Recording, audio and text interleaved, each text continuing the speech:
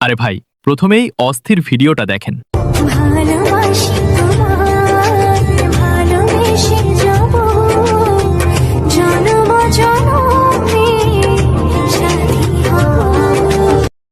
এবার এই ভিডিওটা একটু দেখেন। চলো না দুজনে আজ মিলে গড়ি আমাদের স্বপ্নে পৃথিবী। এখন যে অস্থির ভিডিওটা দেখেছেন সেই রকম অসাধারণ ভিডিও কিন্তু আপনিও তৈরি করতে পারবেন।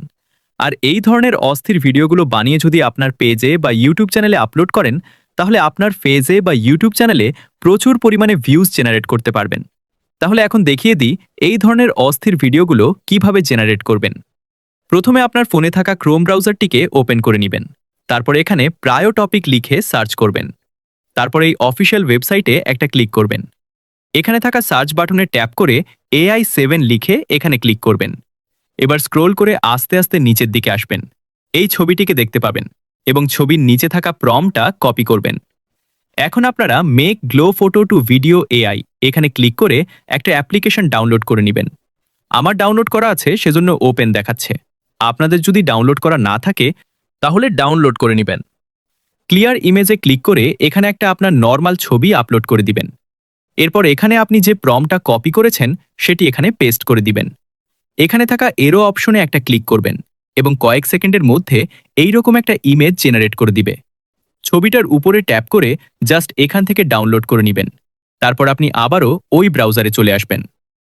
অ্যাড স্লো মুভড এই লেখাটিকে আবারও কপি করে নেবেন। এখন নিচে দেখতে পাচ্ছেন image to video slow motion, এখানে ক্লিক করবেন। তারপর নিউ প্রজেক্ট এখানে ট্যাপ করবেন। অবশ্যই তার আগে জিমেল দিয়ে একটা অ্যাকাউন্ট ক্রিয়েট করে নেবেন। এবার টেক্সট টু ভিডিও এখানে ক্লিক করে ফ্রেমস টু ভিডিও এখানে সিলেক্ট করে দিবেন। তারপর প্লাস আইকনে ক্লিক করে জেনারেট করা ছবিটিকে আপলোড করে দিবেন এবং এখান থেকে ক্রপ করে নেবেন। এখানে খালি বক্সটা দেখতে পাচ্ছেন, সেখানে কপি করা প্রম্পটটিকে পেস্ট করে দিবেন। এবার এরো আইকনে ক্লিক করে কিছুক্ষণ অপেক্ষা করলে দেখবেন সেই অস্থির ভিডিওটা তৈরি হয়ে যাবে।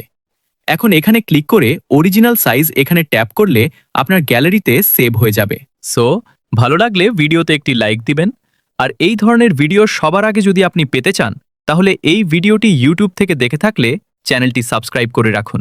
আর ফেসবুক থেকে দেখে থাকলে পেজটি ফলো করে রাখুন।